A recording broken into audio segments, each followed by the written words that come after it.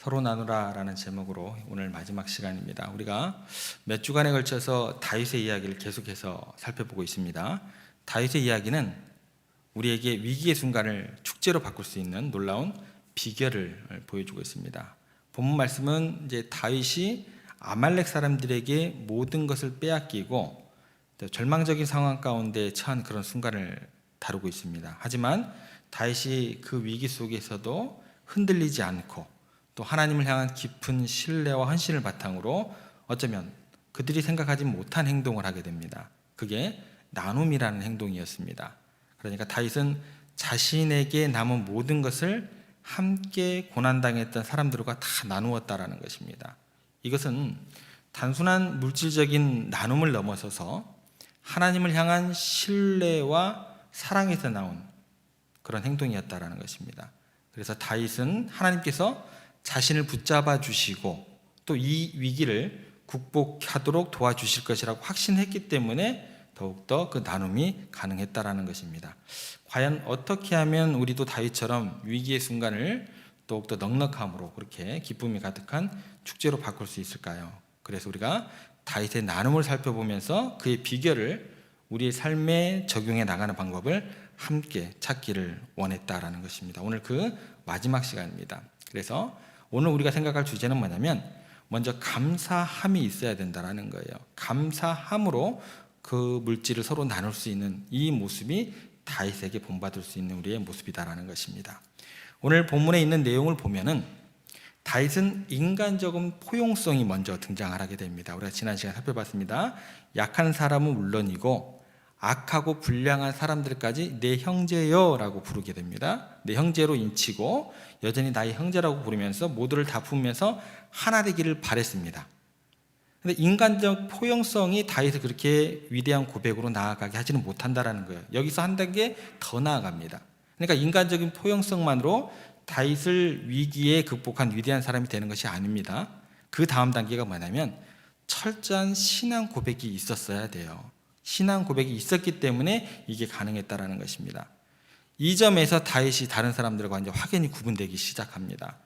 다윗은 그 공동체가 얻은 승리, 그들을 승리로 이끈 모든 행위 주체를 철저하게 자기 자신을 뛰어넘는 하나님의 영역으로 생각을 하게 되었습니다.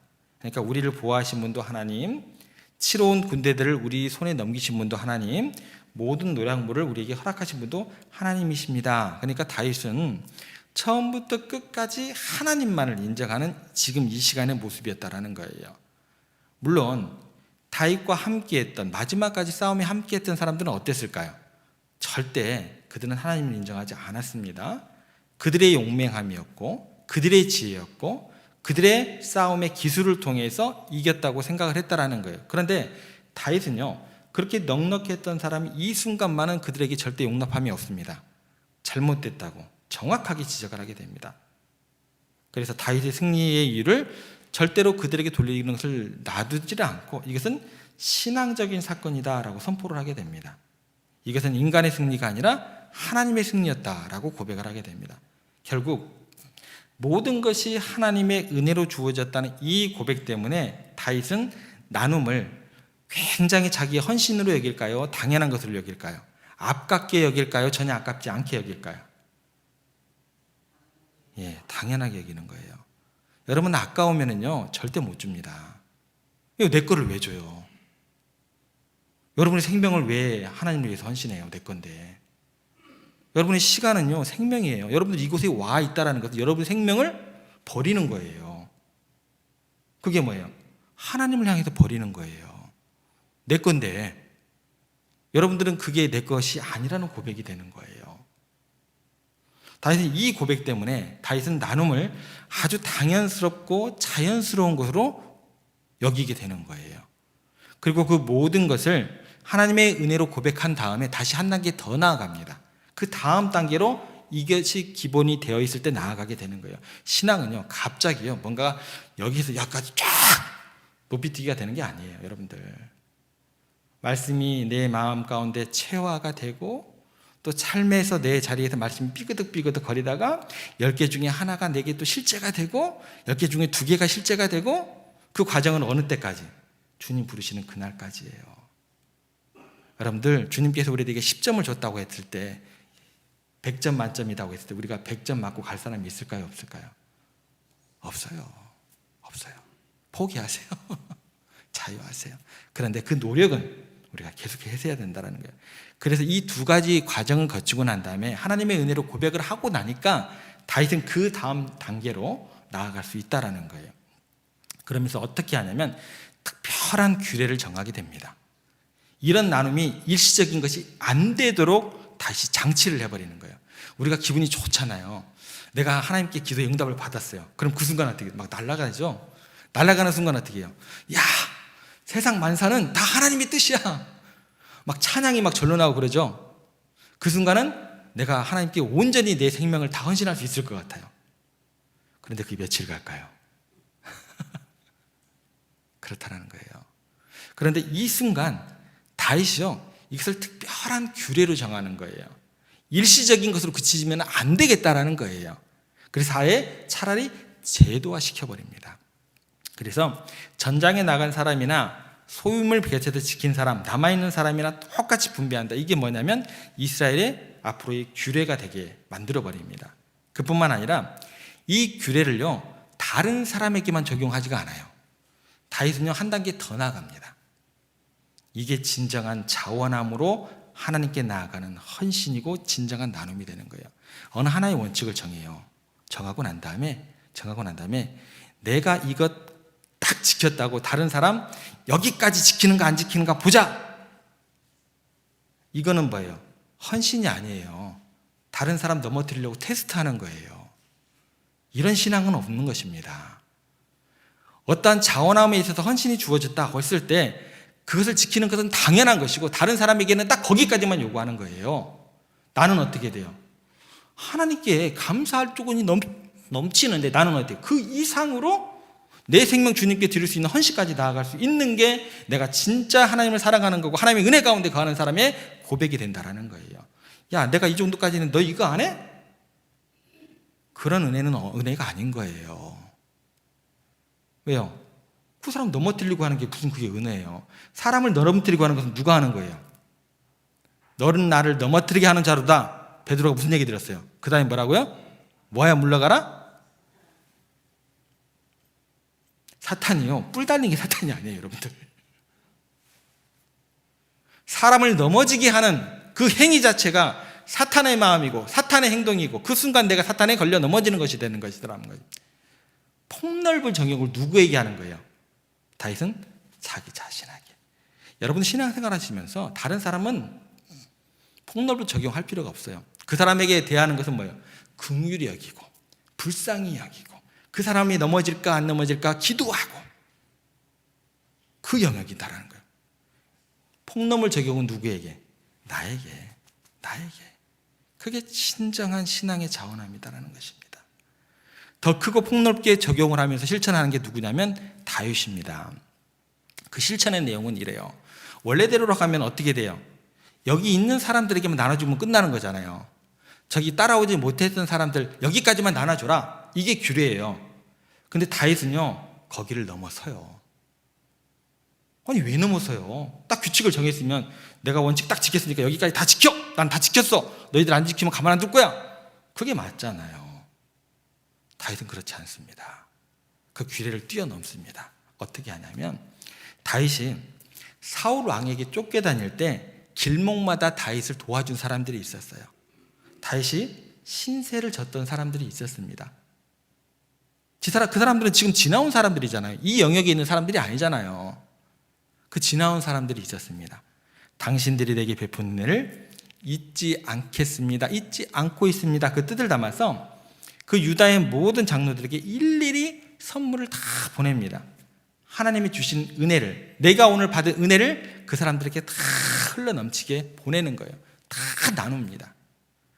이 순간 다윗은요, 하나님 앞에서, 사람들 앞에서 다음과 같이 고백을 하는 행위가 되는 거예요. 먼저는 하나님의 은혜를 잊지 않겠습니다. 뿐만 아니라 하나님께서 사용하신 사람들의 은혜 또한 잊지 않겠습니다. 이 두 번째 영역 잘 생각하셔야 돼요. 하나님의 은혜입니다 라고 생각하고 사람들이 베푼 은혜를 잊으면 돼야 한대요. 자신이 없으신가 봐요. 하나님의 은혜입니다라고 생각하고 사람이 베푼 은혜를 잊으시면 돼야 한대요. 예, 안 됩니다. 여러분들 가족들에게 잘하셔야 돼요. 뭐라고요? 가족들에게 잘하셔야 돼요. 하나님한테 잘한다고 하면서 가족들 함부로 하시면 안 돼요. 하나님의 은혜는 하나님의 은혜로 감사하고, 사람들에게 받은 은혜, 부모님께 받은 은혜, 내 형제 자매들로부터 받은 은혜,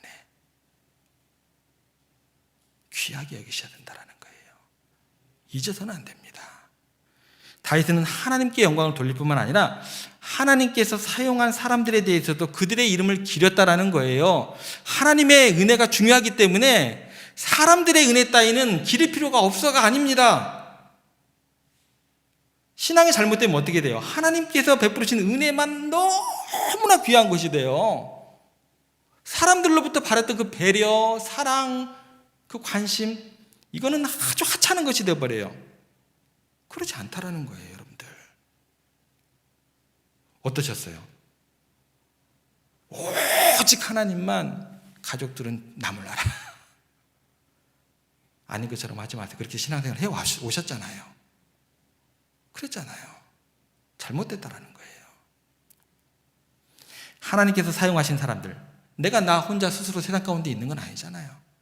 하나님께서 나를 오늘에 있게 하신 것들은 부모님이요, 형제 자매들이요, 또 나와 관계했던 사람들을 통해서 그 사람들에 대해서도 그들의 이름을 기렸습니다. 그래서 성경에 보면 아까 뒷부분에 가면 일일이 다 기록을 해놓았다라는 것입니다.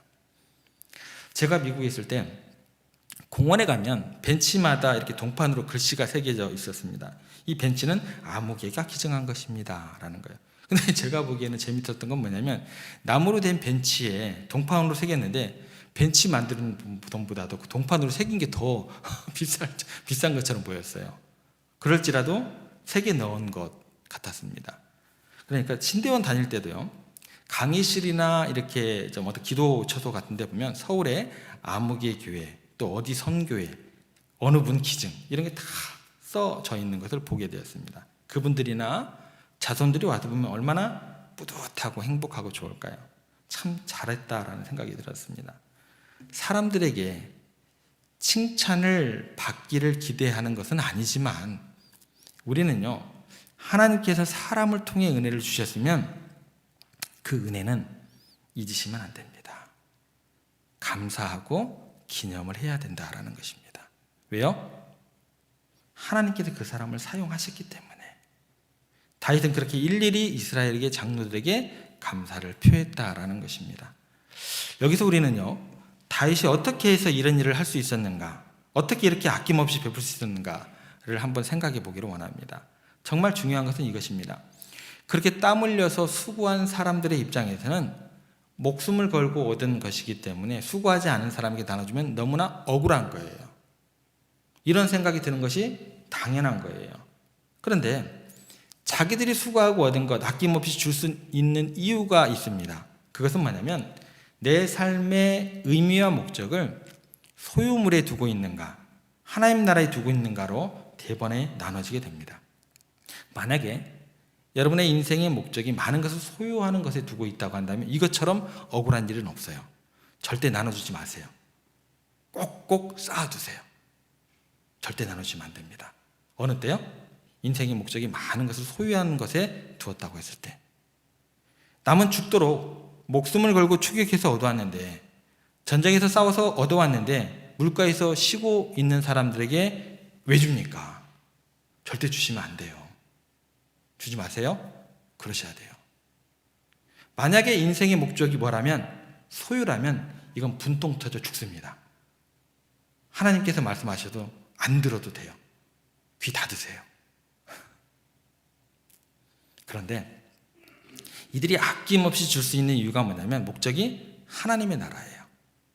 하나님의 영광이 있었습니다. 그러니까 나의 땀과 눈물과 평생의 수고를 통해서 하나님의 나라를 위해서 헌신할 수 있다면 이것처럼 기쁜 일이 없었던 겁니다.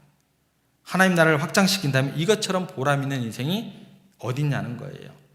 그러니까 이것은 다윗이 참 잘 선택한 일이 되는 것입니다. 그들의 인생을 의미 있게 함께 만들어가는 것이 되었다는 거예요.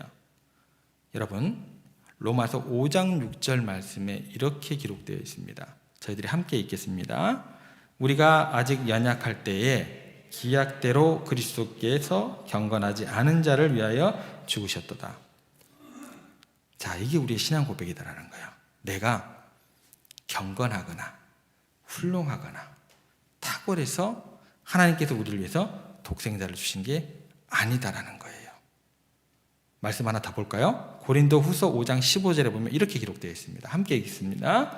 그가 모든 사람을 대신하여 죽으심은 살아있는 자들로 하여금 다시는 그들 자신을 위하여 살지 않고 오직 그들을 대신하여 죽었다가 다시 살아나신 이를 위하여 살게 하려 함이라.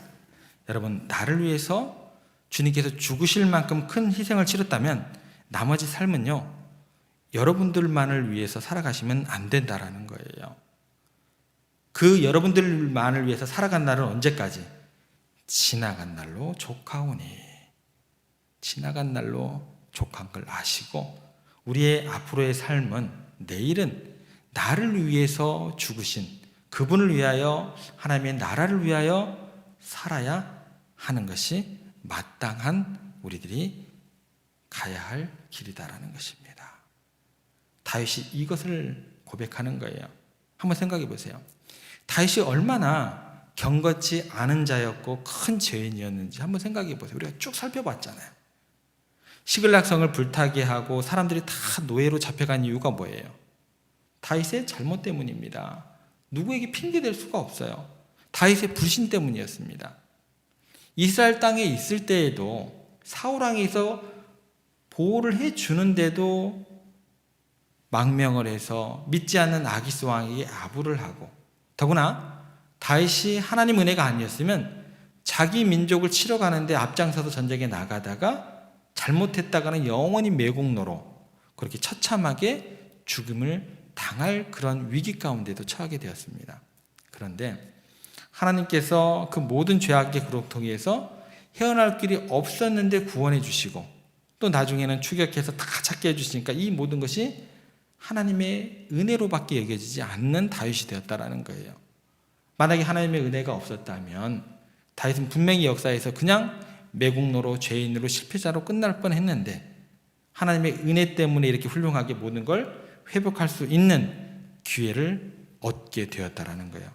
그러니까 사실 다윗의 입장에서는 자기가 승리해서 얻은 모든 것들을 나눠주는 것은 전혀 대단한 일이 아닙니다. 지극히 자연스러운 거예요.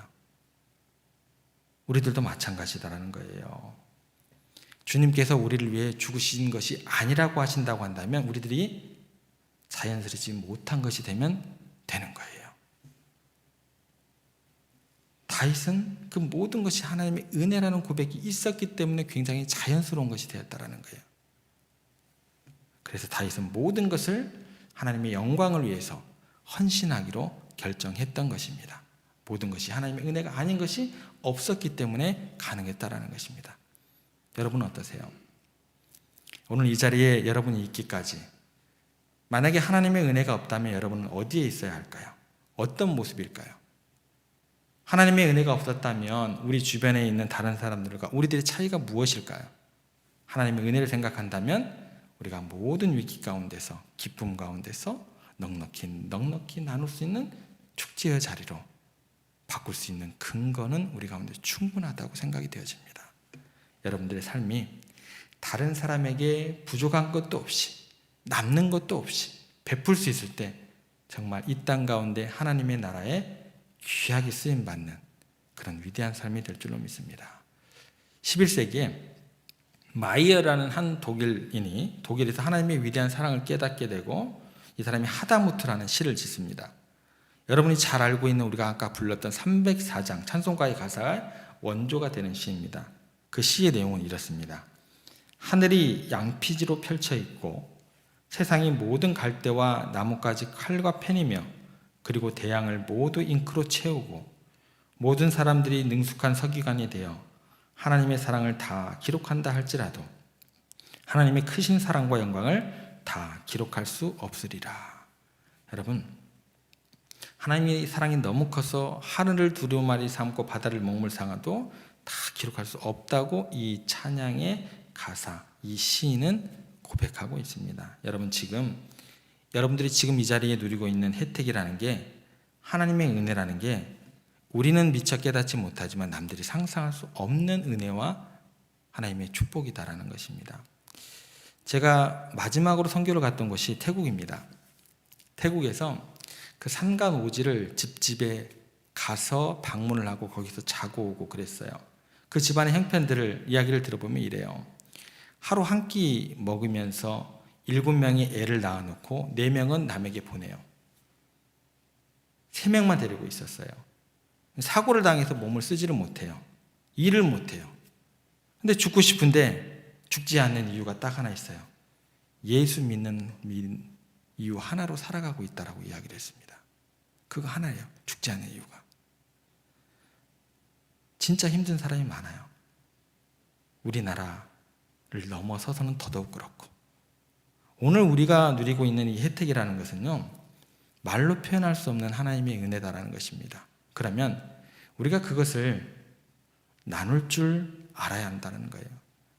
나누지는 못한다고 할지라도 우리 가운데 먼저 나누기 전에 감사할 수 있는 그런 마음들은 있어야 된다는 거예요. 여러분들 오늘 하루 지나오면서 어떠셨어요? 우리가 나누지는 못한다 할지라도 오늘 삶의 자리에서 감사라는 단어가 하나라도 나왔을까요?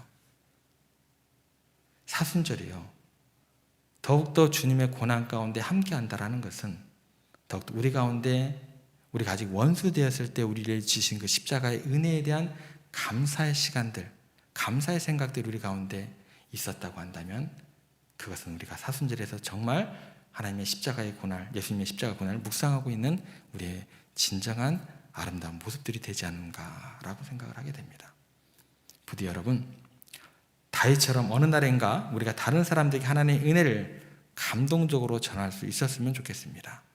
많은 승리를 얻고 그 승리가 하나님의 영광이었나라고 하나님께 영광 돌렸으면 좋겠습니다. 그리고 너무너무나 이질적으로 다른, 수준이 다른 사람들을 하나님의 존귀한 자녀들도 서로 용납하고 원수를 불쌍히 여기면서 품어주면서 더욱더 위기를 겪을수록 하나가 되고 사랑 안에로 똘똘 뭉치는 그런 우리가 되었으면 좋겠습니다. 부디 오늘 이 말씀을 여러분의 가치관과 삶이 변화되고, 그럼을 통해서 여러분들이 먼저 가정이 변화되고 또 여러분들의 섬기시는 교회가 또 변화되기를 소망하고, 그럼을 통해서 민족이 변화되는 귀한 역사가 우리 가운데 가득하게 되기를 주님의 이름으로 부탁을 드립니다.